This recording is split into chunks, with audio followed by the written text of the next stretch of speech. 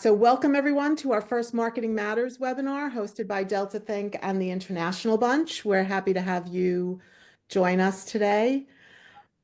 Our topic today is embracing AI opportunities in scholarly communications. And this is with a focus on the opportunities and challenges posed by AI as it relates to the scholarly publishing marketing landscape. Before we get underway, let's do some introductions. I'm Lori Carlin, Chief Commercial Officer at Delta Think. And I'm Hannah Baldwin, Director of Marketing Success at the International Bunch. And we're also delighted to welcome our first speaker in this new series, Jake. And I'm going to say, I asked Jake to help me make sure I pronounced his last name correctly. And he very cheerily said, oh, just Jake, call me Jake. So Jake it is. Jake's an assistant professor at Lincoln Alexander School of Law, Toronto Metropolitan University, as well as the production editor of the Transnational Human Rights Review, a designated Queen Elizabeth Scholar, and a World Economic Forum expert on human rights. He has also been an international lawyer for over a dozen years, working in over 40 countries, and has published widely on various issues of artificial intelligence, international law, and human rights, winning several academic awards for his work.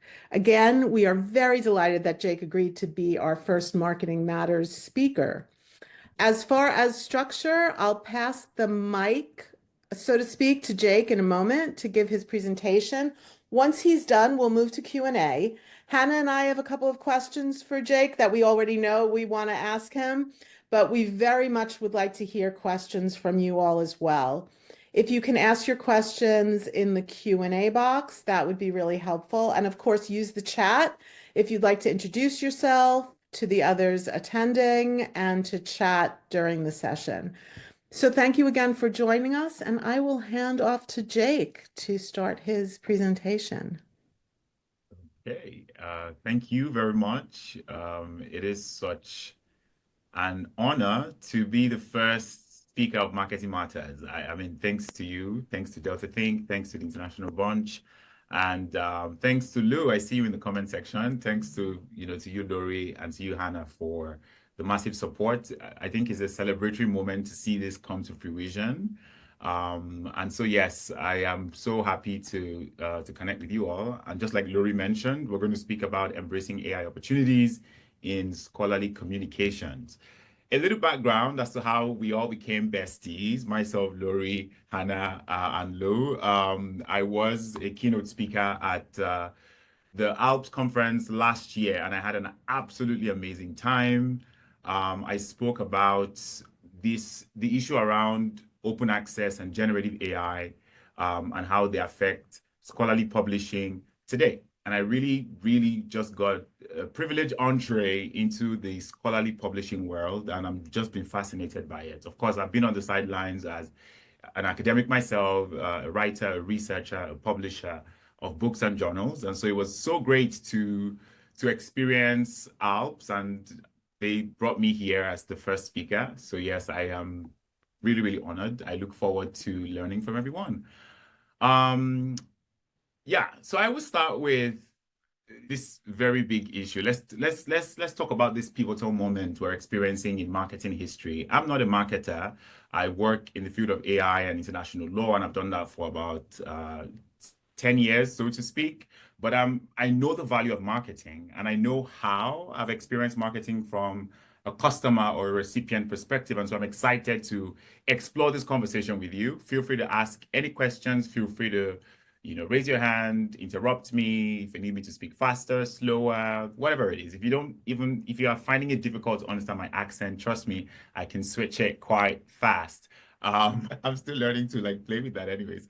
But let's talk about this pivotal moment. And we can start by taking a brief walk down the memory lane. Let's think back to the early days of digital marketing when banner ads were revolutionary. And I think we've come a very long way from the basic click-through and email open rates. And we've seen how social media has given marketers an unprecedented access to audiences that enables some level of engagement that we've only dreamed about maybe 2 decades ago. And then came programmatic advertising, data analytics, predictive modeling, these new insights, excitingly, have reshaped how we connect, with customers. And so with all of these proliferating use of technology, the advancement from first, second, third to fourth industrial revolution, now we hear all kinds of things about technology going super fast. AI has sort of entered the charts, and it's a game changer, right? I mean, imagine 10 years ago, if you were planning a campaign, you might have relied on a team of analysts to help you crunch weeks and weeks of data if you want to predict customer behavior. But today, AI can do all of this in minutes. It can identify trends. It can suggest strategies for you. It can help you tailor specific communication to individual customers. And so for me, this is more than a shift. I think it's a fundamental change. I think things have changed drastically and excitingly too. But so many questions, but also so many exciting things to share. So let's address the elephant in the room. Many marketers in scholarly communication feel overwhelmed or undervalued or demotivated. I don't find many people excited. And it's not just about the scholarly publishing world or the scholarly communication or marketing world, literally everywhere, even as academics, lawyers, we're all skeptical as to, should we be excited? Should we not be? AI is literally adding a lot of pressure. So let's be honest, it can feel like you're being asked to master an entirely new skill or new discipline while still juggling with the traditional demands of your own roles. So yes, within all of this challenge and skepticism lies an immense opportunity. And I think I will start by telling you about some of the opportunities that AI brings to marketing and scholarly communication. And then I can talk about some of the what I would call watch out, some of the maybe things we need to think critically about or watch out for, even as we're excitingly using some of these tools. Maybe we can start with a poll. Feel free to type in the chats. Should AI be used for marketing in scholarly communications? It could be a yes, it could be a no, it could be like, well, I think this. But I'd love to hear what you think. Just to have a scope of if people are more excited, more skeptical, more optimistic, or otherwise. Okay, I see a lot of yeses. So there's a yes with like 5 exclamation marks. There's yes, there's yep. There's yep with a robot entered the charts. Rory, I can see that. Absolutely. With human quality control, yes, the productivity gains are massive. Okay, this is good. This is good. Maybe like a few, 2, 3, 4 years ago, there would not have been a lot of yeses, right? But I'm happy that people are excited, and we should be, because the technology is here. It's going nowhere.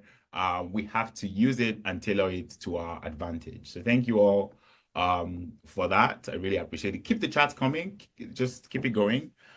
So I will start by saying AI systems cannot replace marketers or marketing. This is my view. Feel free to challenge me. I don't think AI can replace marketers because history tells us that, right?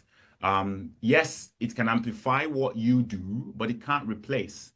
It's too early to fully ascertain the impact of AI systems and what it would have in marketing. But yes, we know it has already changed the scope of marketing already. And these are some examples here. Netflix AI-driven recommendation systems, and this might not be related to marketing or scholarly communication, but we can draw some inference here. The smart campaigns by Google, Sephora's virtual assist, and of course, MailChimp's AI-powered email marketing platform, which have done really, really amazing.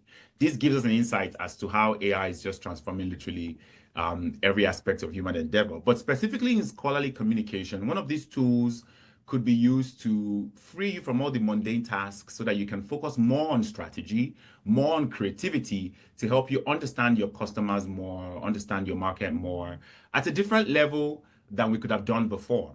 So now with more data analytics, there's a lot more that can be achieved at a very deeper level like never before. For example, I would say that AI is not just about automation. I think for marketers, it's about augmentation. It's about empowering marketers and organizations to do more that they could have done before, or to do faster, or learn faster, or innovate in ways that you may not have imagined before. So the scholarly publishing industry offers very unique examples of AI's promising potential. For instance, Silverchair's AI Lab enhances content discovery and user interaction. Their AI-driven tools can help you summarize complex research papers. It can help you access, even much broader audiences, and there are many more. There is very stage solutions. It helps you streamline your workflows for publishers. It could help you automate metadata generation. It can improve content accessibility. So these tools generate or demonstrate how AI can drive precision, can drive innovation in marketing in a very fast-changing way. That information is delivered and discovered and utilized. So there's so many tools. There's Cite. I use Cite as a research tool. When generative AI started, I was very disappointed by how the hallucination issues, the errors, and just so many crazy things. But it's gotten a bit better, and there are way much more tools. For example, Cite, Paperpile, Scholarly. These are some of the tools. Even Grammarly, which used to just be to autocorrect, has become like editing and citation software. So it's interesting to see how these tools are revolutionizing scholarly publishing and communication. Another example is how AI systems can complement human ingenuity. For example, this advertising campaign by Lexus, where an AI system analyzed 15 years of award-winning car advertisement to script a commercial that resonated emotionally with tons of audiences. And I think it won an award as well.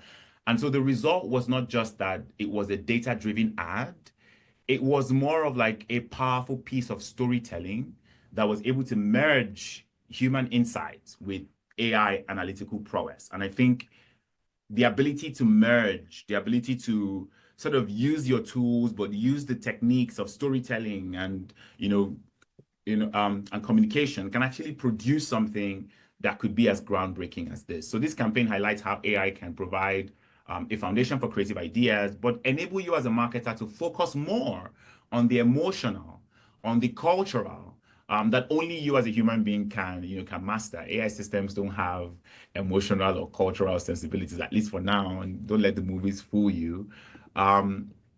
But yes, AI systems, the possibilities are vast. I mean, they require us to maybe lean in, to sometimes maybe experiment.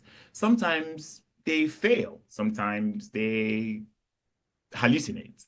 But this is the moment that we should be embracing the technology. This is the moment we should dive in to see how does this technology reshape our field. And so for this part of my presentation, I want to encourage you to not see AI systems as a threat, but see it as an ally, right? I think this is your moment to innovate, to redefine your value as a marketer, but to also reclaim your place in marketing. I think there was a survey I read 2 days ago that talked about people are requiring more human touch when it comes to marketing and meeting people that would convince them to take on a new product and the rest of that. In as much as the same people are also excited about exploring AI, and AI systems are doing just what human beings were doing like 10 years ago.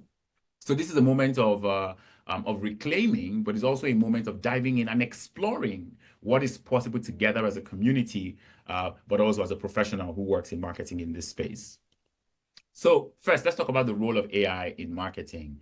And I might show you some examples that might not be directly related to this field, but there are some inferences there that might sort of apply, right? So we know how AI is changing how marketing operates, but we know its full impact, it's still being assessed, right? We have some applications that have been great in shifting consumer behavior, in developing campaigns, in improving how brand can analyze data. But we know some of them are literally still just marketing, like the marketing, not necessarily providing good products that we can use. Some are still testing, some are still developing. A lot of them are still emerging, right? So it's too early to say, well, this is what the role of AI has on marketing, or if it's a positive or a negative.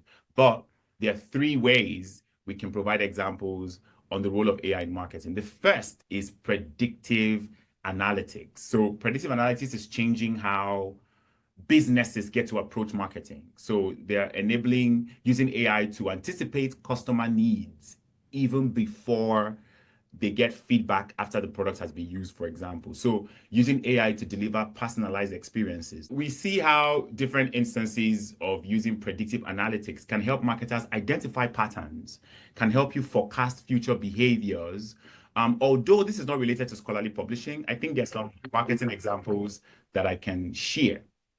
First is Starbucks. Maybe some of you know about this, but a customer who frequently buys hot drinks on cold days, you might have received a notification sometimes for your favorite caramel macchiato or your vanilla bean latte when you pass a store on a rainy morning and you're wondering, how did Starbucks know that I would need this coffee at the moment? But of course, they use predictive analytics to improve personalized marketing. They're delivering tailored promotions to help you optimize what your needs are. So of course, they look at your purchase history, they look at the weather patterns and they tie that together, and they look at your real-time location data. And with these three information synthesized together, we've seen how this data-driven approach has contributed to measurable growth for Starbucks. As at 2024, they reported a 13% year-over-year increase because of their AI-powered rewards program, which now totals 34.3 million. And so this AI reward system accounted for 57% of revenue from their stores from 2023 to 2024.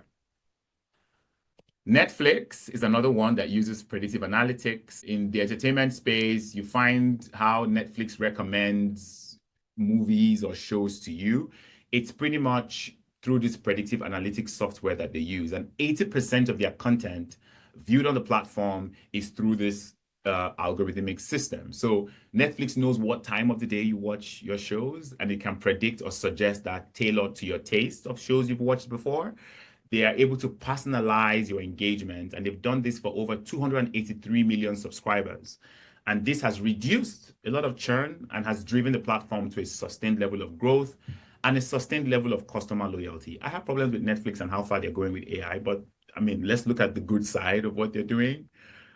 In retail, companies like Amazon utilizes predictive analytics to optimize their operations. And from your buying patterns, it helps Amazon ensure that products are stocked efficiently, and they've been able to minimize the risk of overstocking or shortages. I think for the first time in the history of the world, we're seeing a retail like Amazon accurately determine what its stocking quota would be. And I think that helps a lot of businesses or companies to plan in terms of inventory cost reduction, in terms of product availability.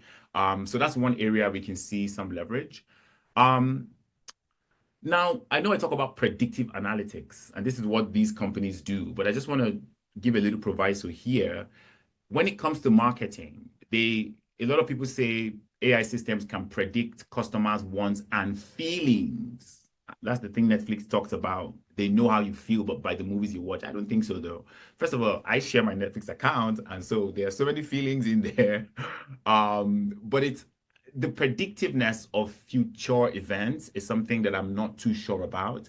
However, as the technology is growing more potent, businesses are finding a lot of value in accurately telling and personalizing what people want. And I think for us in this industry, there are opportunities for us to explore this area even more keenly. Now, let's talk about another one, which is personalization at a high scale. And I think this applies here very well. When we talk about personalization, it used to be like an ambitious goal in marketing because it was like, how would you achieve this? There was mostly generic one-size-fits-all campaigns, but right now there's a shift towards personalized engagement, and it is enhancing customer experience and improving marketing performance. So platforms like Meta ads and Google ads, they exemplify how AI is changing targeted advertising. I mean, we all know this. You might be shopping for a fitness equipment. The next thing you're getting hand gloves for your dumbbells, or you're getting suggestions to buy like the new water bottle or like whatever it is. This automated precision eliminates that labor-intensive process of traditional segmentation because ads can now capture your attention more and can actually help drive meaningful engagement. And what is the outcome? The outcome is campaigns that work smarter, campaigns that work efficiently, not just harder, right? Now, in the scholarly publishing industry and in scholarly communication as well, AI-driven personalization can actually revolutionize how academic content is marketed and how it's disseminated to us as researchers, as institutions, as universities, as libraries, name it. Just the same way AI tailors ads to consumer preferences in marketing or in mainstream marketing, I think it can be leveraged to recommend relevant journal articles, recommend books, recommend research materials based on the scholar's reading history or based on a citation pattern or or a research interest. For example, I work in international law and artificial intelligence. My work centers around human rights, and I use human rights framing to interrogate technology law. Now, I think it's possible for an AI curated software to suggest new publishing papers or upcoming conferences or even funding opportunities. I feel like that level of specialization is yet to be explored within the industry. And I'm hoping there's more engagement and more appetite for these kinds of personalization. Another thing is about personal emails. I think personal emails have shown that they can achieve transaction rates up to 6 times better than generic ones. So companies that use advanced personalization strategies have reported a return of $20 for every $1 they invested and a remarkable 2,000% on ROI. So even just a personal email, even if it's just using AI softwares for something as simple as responding or replying, these statistics show the effectiveness of AI in creating marketing experiences in ways that would connect us, to products and to brands and to maybe foster trust in our work. Before I talk about sentiment analysis, I would just say that there is a lot of statistics that show high effectiveness of AI in creating marketing experiences that connect customers with significant business outcomes. But there is much more value when that AI effectiveness, and it takes some skill, has a way to complement what the individual is used to doing or what the customer is used to experiencing. So there's still that bridge of tech and human input.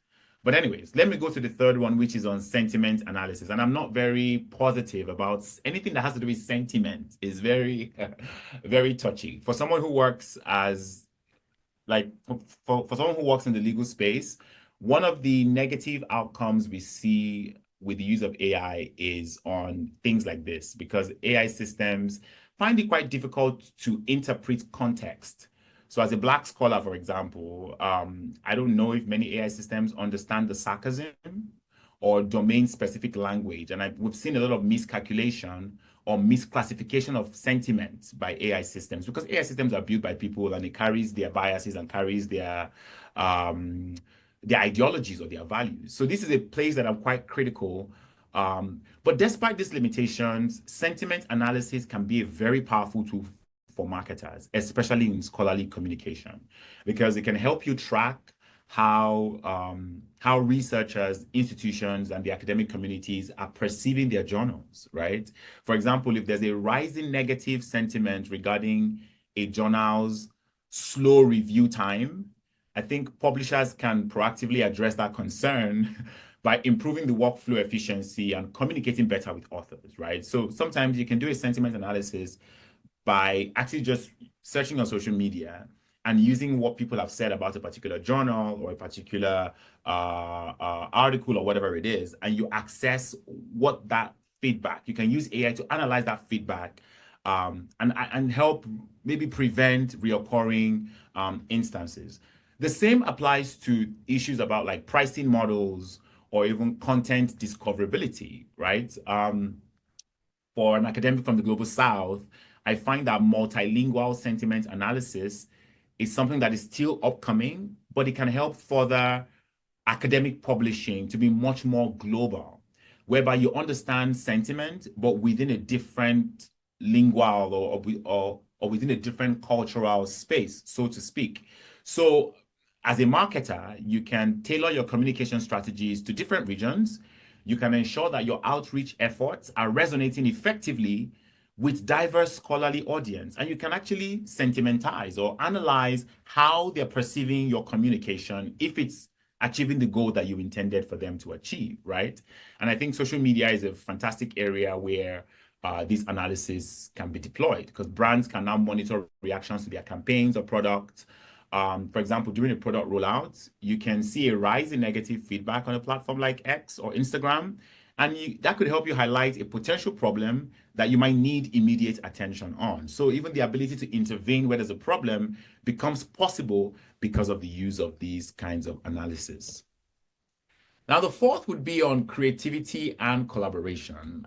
I think the relationship between creativity and technology has always balanced opportunity with uncertainty, right? So when we see these advances in automation and AI, they've raised a lot of valid concerns about like job displacement, how machines can take away tasks from people that originally require human skills.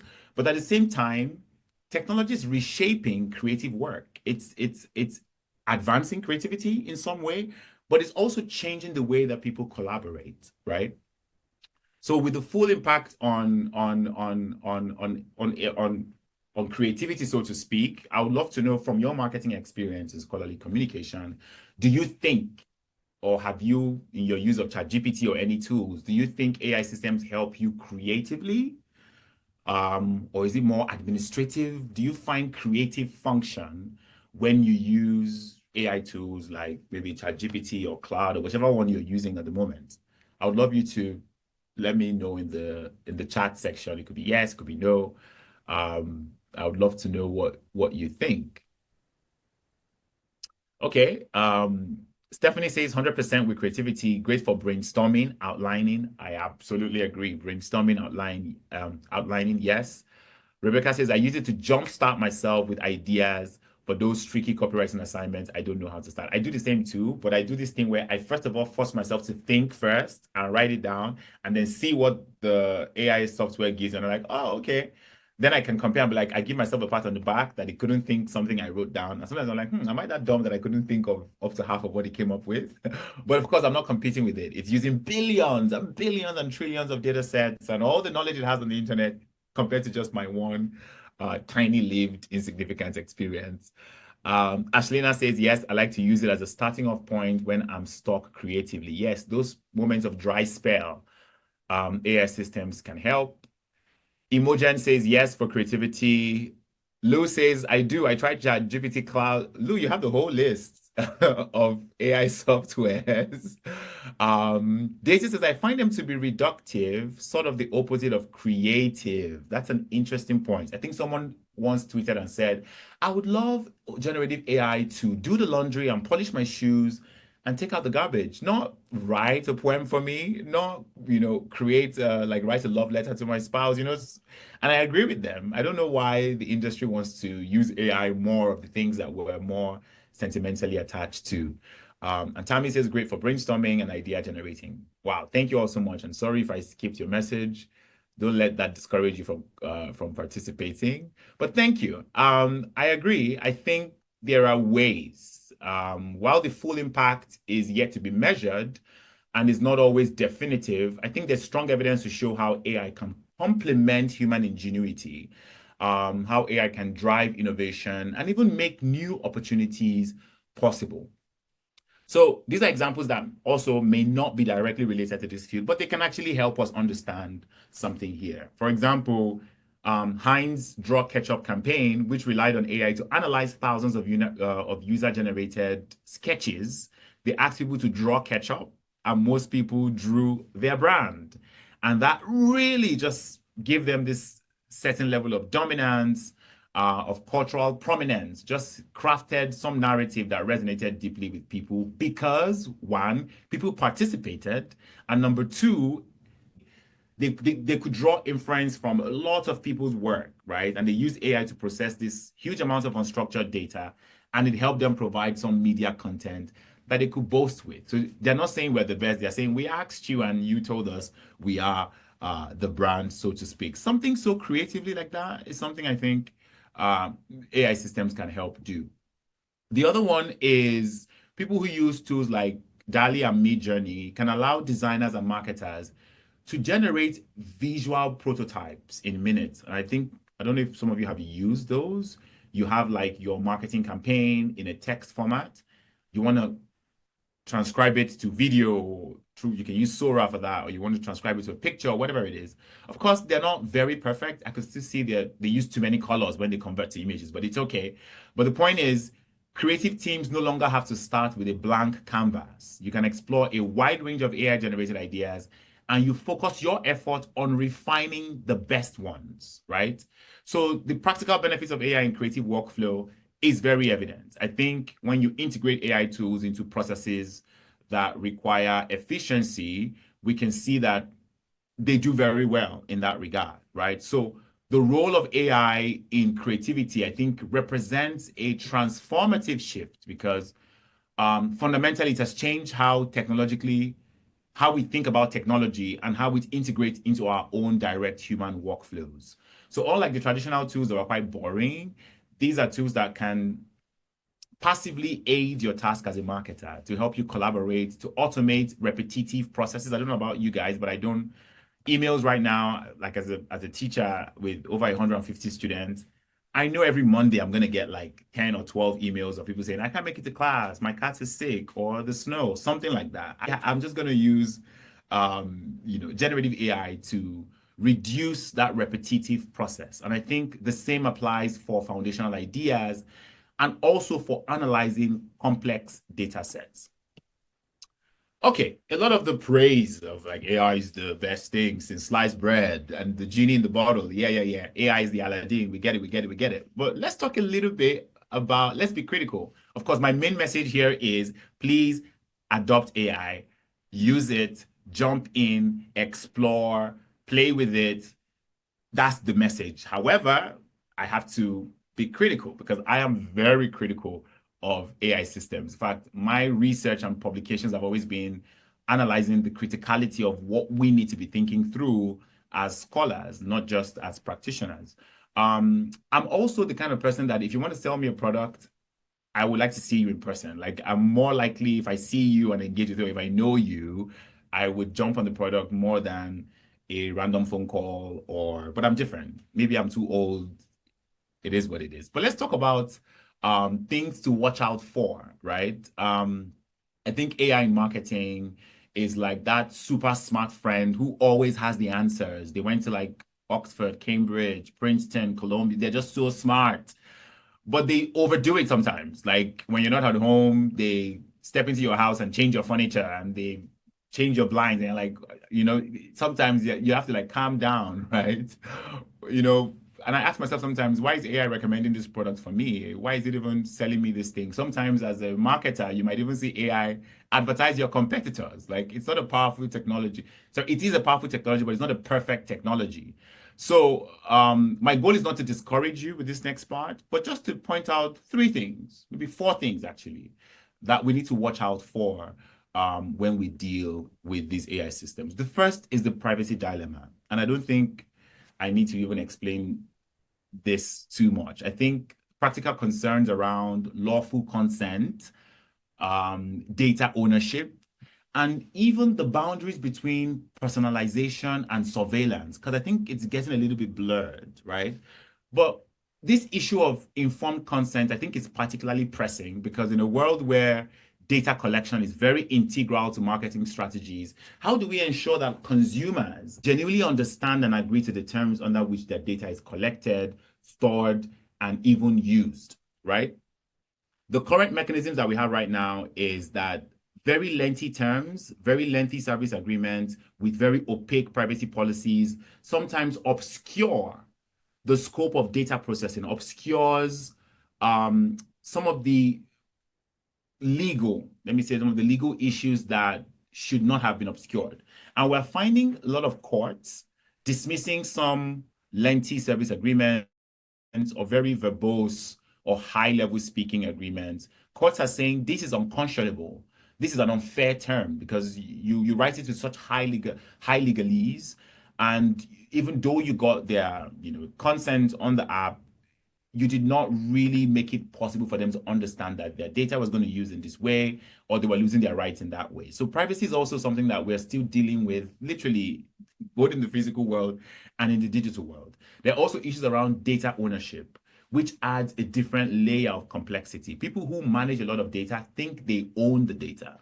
when they don't really own it, they just have a right to use it. And so data sharing agreements become also another thing in law. So just understanding consumer data, understanding the extent to which that data can be used, sold, resold, which data is vulnerable, which one should be anonymized, which one should, like the dynamics around data, right? Very important. But more importantly is this challenge around personalization versus surveillance. So yes, we celebrate personalization. We want things to be more personal to us. We want advertisements to reach us and recommend exactly what we want. But therein lies a risk for some form of surveillance, right? So for us, we have to think, are there ethical limits to how far or how deep AI should probe into consumers' lives in the quest to influence their behavior? Even when these practices are legally permissible, is it going too far? Is it good? Because some customers are scared when AI systems are predicting exactly things that they need, and they become a bit skeptical. So this tension between privacy is something that is quite critical to think about. The second one is the authenticity trap. And I think you can say the authenticity trap or the authenticity paradox. I think this represents a critical challenge in marketing, right? For one thing, it raises profound questions about the nature of genuine connection, right? In this environment that is increasingly shaped by algorithms, can marketing remain genuine? Maybe what is genuine would change over time, because I read a paper that said what is genuine is just what we are used to.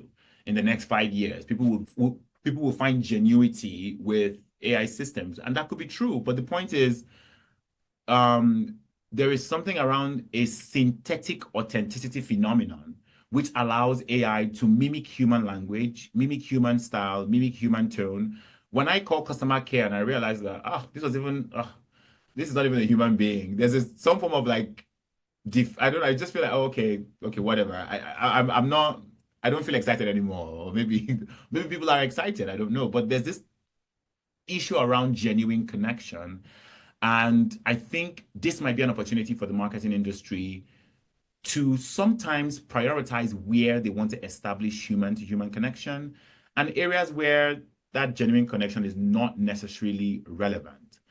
But the issues here, from a legal perspective, would be the potential for manipulation, especially for people who don't know that AI systems are being used in this way. And of course, the vulnerabilities, emotional vulnerabilities, and how questions around how can a brand rebuild trust?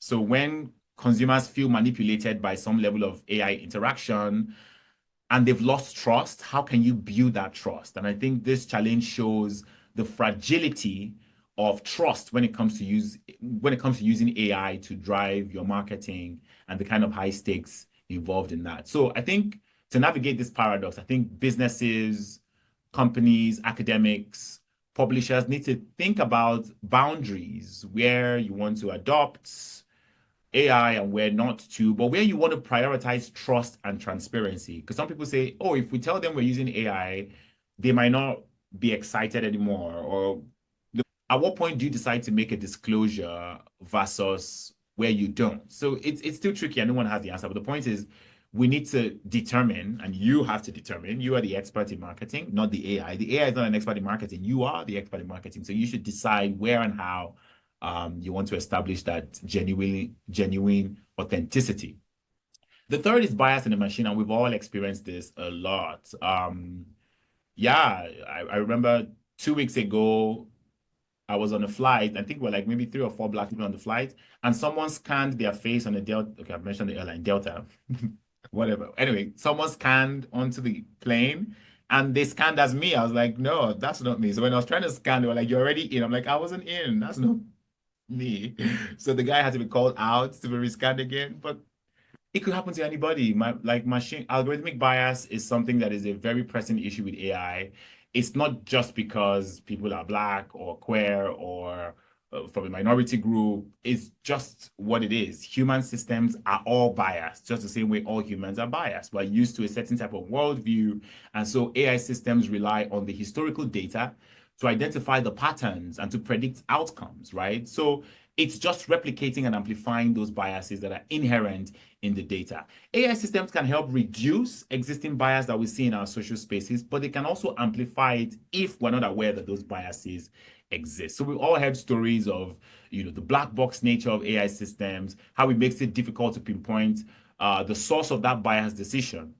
But I think the broader question here remains for you to ask yourself, should efficiency and profitability take precedence over fairness and inclusivity?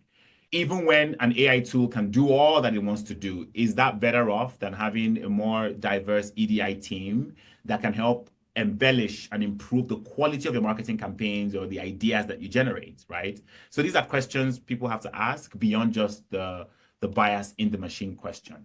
And I think the one many of you would resonate with is this idea of creativity being under threat. And I like the comments in the section where some of you are like, yeah, we're using these tools. And of course, someone said they're a bit skeptical, and we're all skeptical, right? In law, we still don't know if AI systems can actually be given the status of creativity because it's not a human being. So most courts have thrown out cases saying AI systems can't create. They are not humans. They are not eligible for intellectual property protection. But I think this idea that AI systems can displace marketing creativity, I think it's false. I think it doesn't really understand what marketers do, from even the thinking pattern to the analysis to understanding the market, the field, even the strategies of communication. Because every time an AI system fails, a human being comes up and says, well, let me explain what happens. I'm like, okay, so that's it. That's communication right there. But one key question is whether the widespread use of AI, whether it risks creating a marketing environment that is homogenized and devoid of human innovation, because AI systems are being used so much that maybe what it creates will become so just similar, right? I think the balance between efficiency and human intuition becomes quite critical here. I think human creators, just like marketers, as you do, you draw from lived experiences, you draw from stories, from cultural nuances, you draw from your ability to interpret things in the communication space that are emotional or social. And I don't think those qualities exist in technology. Organizations have to ensure that these unique human contributions are preserved and integrated. Of course, AI can help, but you see how it depends on who's using the tool, who's using the AI system, as opposed to the AI system itself. Another challenge or another dimension would be to determine whether there should be limits placed on using AI in creative process. I find like any opportunity to create limits or to be like, we're not using AI here, doesn't help. It just doesn't. I don't know. Like last year, we had faculty meetings in my school. We need to ensure students don't use AI for waste of time. We can't tell. And also, they will be disadvantaged. If my law students who don't use AI meet law students who use AI, they would not be comparable. So I want my law students to use it, play with it, in fact, fail at it. That way, they are engaging in the new economy, but I'm talking to them about these ethical things, these very critical bias issues. They need to understand it. And I think the last would be the transparency tightrope. So as AI becomes central to personalizing messages and generating content, it raises critical questions about whether people should use it openly. Should you disclose how you're using, when you're using? I don't have an answer to this. So I'm on a committee that advises the judiciary, and they made a request that they want lawyers to disclose if they use AI before they submit their briefs to court.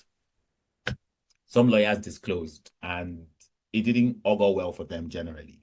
Even in areas where they did not use AI, judges felt like they used AI systems, and judges looked at them differently, like being incompetent, so to speak. So I don't know, maybe I'm not the expert here, but I think this central tension lies whether transparency about AI usage would help build your consumer trust or whether it risks alienating your audience by diminishing that perceived authenticity of interaction. So on the one hand, openly disclosing the role of AI may, align with what is widely considered ethical, but on the other hand, it might provide some form of distrust or disappointment with how people engage with your brands. But I think transparency is something that is going to be a hot topic in the use of AI, because AI systems themselves do not have the capacity to explain how they come up with their output. So why would we place a higher level of transparency on people who even use them?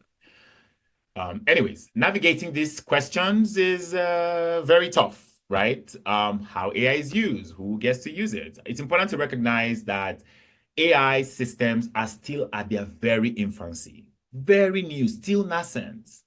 The fact that your industry is talking about this, the Nigerian bar, we haven't talked about this. The Canadian bar, we haven't. We're far, the judges are still far behind. What is ChatGPT? People don't even know. I was at a training last week with all the deans of faculties of law of 4 countries together. And someone said, you kept saying BPT, BPT. What's BPT? What's the full meaning of BPT? I was like, oh, I'm so sorry. I assumed that they would have heard of ChatGPT. And I'm like, trust me, your students are using it. People who are applying to your schools are using it.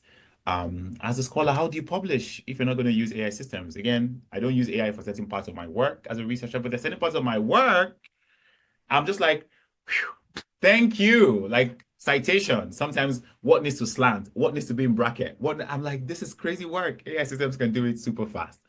So in closing, I would say that rather than fearing the impact of AI systems, I think we should view these moments as an exciting opportunity, an invitation to treat, to contribute to the development of the technology itself, right? So even there are headlines that say AI systems will take over most jobs and decimate most parts of the industry. I don't think it's true. We've heard that with how calculators are going to end math teachers' jobs. Calculators will take away computer scientists. Nah, but not only the calculators advanced to computers and mobile phones, we still have a shortage of math teachers and computer science teachers in schools, right? So we've heard this narrative before. Think of when they said the internet was going to eliminate libraries. Libraries would be like, there were big analysts on TV saying, I think the internet has, RIP to libraries, or when ebooks thought that, that would be the death of print publishing. But no, I think these technologies transform, but not replace.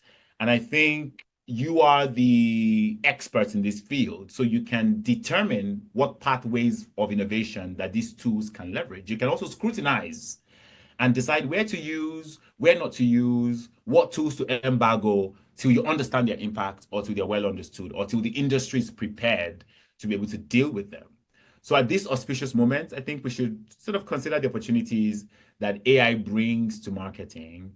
You should be open enough to explore, to test, to ask questions, to see where it augments your abilities. So as a marketer, you should approach the use of AI with excitement, not with fear, but also with critical thinking, with some level of curiosity, with some level of craftsmanship. And I'm hoping that with your engagement, we can learn from you, and it can also transcend to other communities as well. I think my time is up. Thank you very much. Grateful for the opportunity, and if you have any questions, I look forward to answering them if I can. Fantastic. Thank you so much, Jake. That was energizing, just really exciting, really insightful as well. So much covered. I'm sure there's lots and lots of questions. I mean, this was described yesterday at Researcher to Reader conference as the 4th industrial revolution by somebody. And I think what you've done today show how marketing is really pivotal in this revolution, and how we can benefit, but also how we can influence adoption, which is fantastic. We've got some questions, but I know there's quite a few coming in. So, and there's various things on the chat as well. So maybe we'll start with questions from the audience rather than from us. One from Adrian about your thoughts about artificial general intelligence and super AI, the next gen developments in AI, where things like goal setting, common sense, ethics, and moral judgment, as it feels like many of us are still getting to grips with what current AI, etc., can do, but what about in 5 to 10 years' time? Right.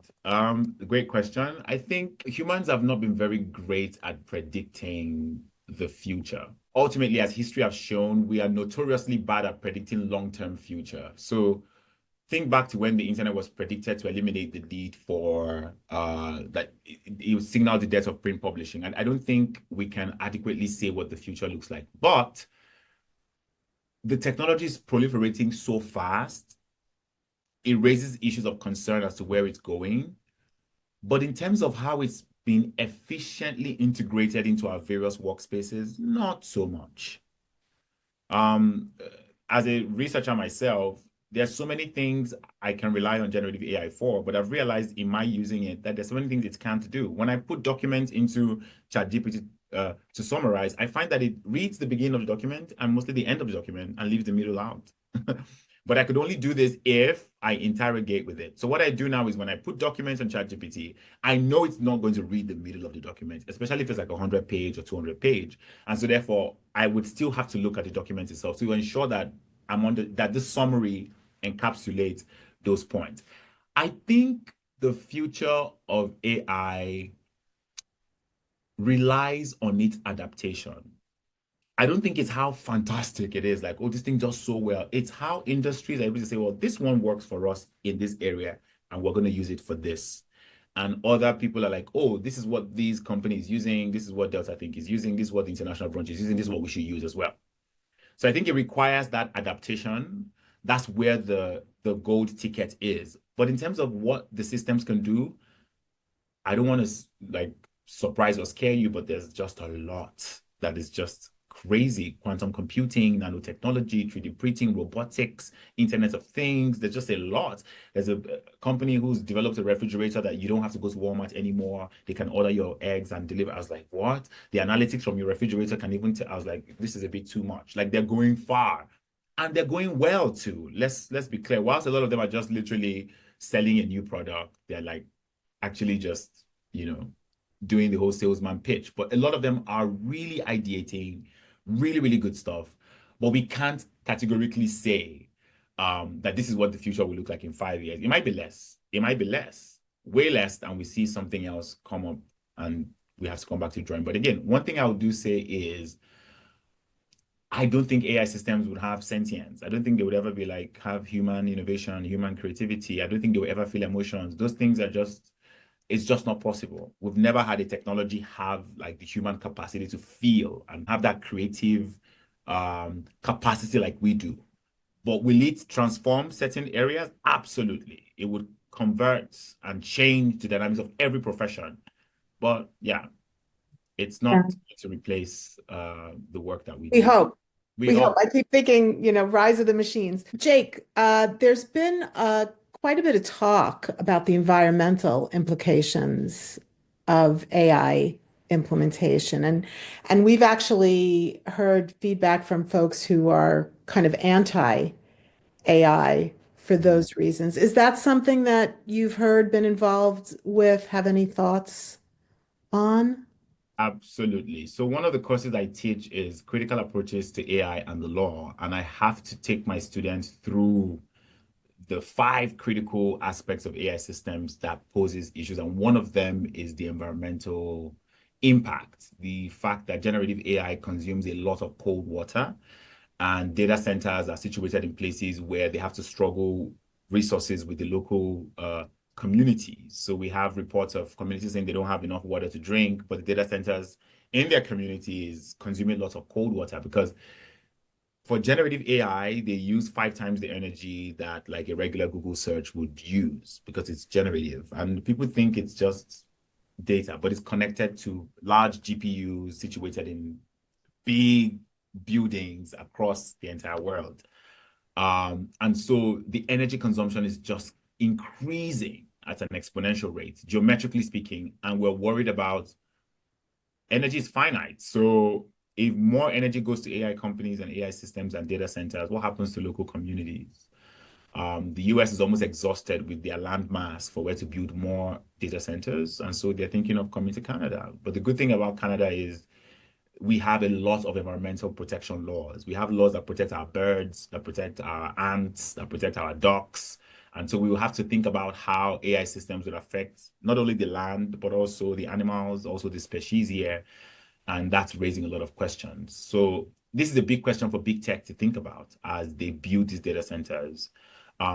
We've seen some, I think Hannah was talking about how Finland has almost solved the homelessness issue. Sweden has helped use the energy, the heat from data centers to power their homes.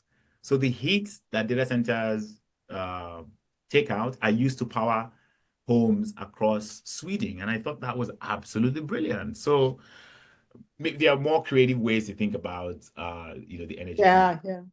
Yeah. What advice would you give to marketers who are working within organizations who may have limited or perhaps even banned use of AI? Like how may they convince their employers? There's something we do, and just so to say, anybody who is like skeptical, we're all skeptical. Like even governments and regulators are skeptical, but there's something we do in the legal space called sandboxing, which is like a controlled environment where the guys who make the AI systems come, we as academics, we come, the regulators will come there, and we want to see just like a simulated environment to test what your AI systems are doing. You can't reject something you don't fully know, right? And your experience of it is not the experience that other people have of it as well.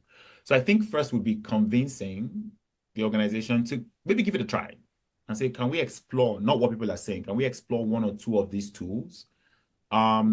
It's okay to not be the first person to use the tool, but if you have colleagues who have used it or companies who have used it, you might want to say, well, tell us what your experience has been. What are some of the risks? That's two. Three is you might want to have a sit down with, because I'm sure many of you get people coming to pitch at you telling you there's this new AI that can do this in your, there's always somebody trying to sell you a new product, right? But genuinely interrogating them or giving more room to see what they have and see if they really would impact your work is important, right? It's better for you to see all this, do all this, and say, nah, I'm not using it, than to just have an outright ban.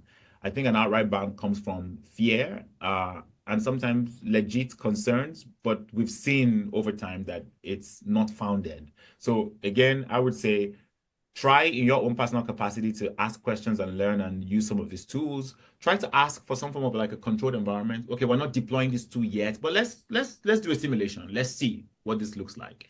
And then ask your colleagues who use these tools where the pitfalls have been, where the advantages have been. I think that would help. Fantastic, thank you. And then I think we'll just squeeze in one more if that's okay. There was a question about, as a product marketer, how to market AI features and products. One thing that's important is about addressing privacy and security and not getting lost in the hype. So yeah, if you've got any thoughts about how to market AI features and products.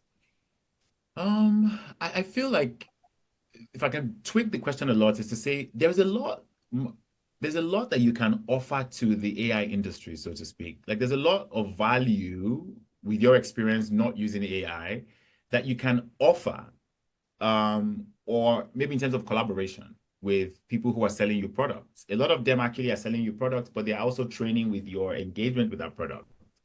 So maybe you need to like figure out some form of collaboration with these big tech companies or AI companies. But in terms of marketing AI products, I think one good way is to show. People like to see how these things work. Also, people like it when you are able to, for example, I tell people I was a skeptic, I was a technological, I started being very like, very pessimist, and then I became more pragmatic. And maybe I'm a little more optimist now, but I'm also very critical. I'm optimist because I've looked at it and I've understood how it works. So in terms of marketing AI tools, I would say communicate it in the way that you would communicate something that you fully understand. Use your traditional skills and tools to market it in the way that it advances the outcome, not just about the wonder of the tool. A lot of people market things that like, hey, look at how fantastic it does. I don't think people care about how fantastic or how lovely. I laugh when I see marketing campaigns say, now we use AI. Yay. I'm like, okay, like, what am I going to do with that? You know? But show me, like, just in fact, show me the magic of the AI system without telling me it's AI. That would be my my goal. Amazing. Thank you so much for joining us for the inaugural Marketing Matters and doing our first keynote. We really appreciate your time and your insight and your energy. It's just brilliant. We will be sharing a recording of this for everybody that's registered. There are a few people who weren't able to join live, but if you want to listen again or share with colleagues, please feel free to share this and let get the word out. If anything else occurs to you that you'd like to discuss or something that you're interested in that didn't get discussed today, please drop us a message. Our email addresses and contact details are on the screen now. Both Laurie and I will also be at London Book Fair in March in a couple of weeks. So do feel free to reach out, and Lou will be there with me as well and Laurie's colleagues. So contact us if you're attending and would like to chat with either Delta Think or the International Bunch or both of us. Thank you so much again. Thanks, Jake. It's, as always, an absolute pleasure. And round of applause on behalf of all of the attendees. Thanks everybody for coming, and we will see you for the next one. Thanks, everyone.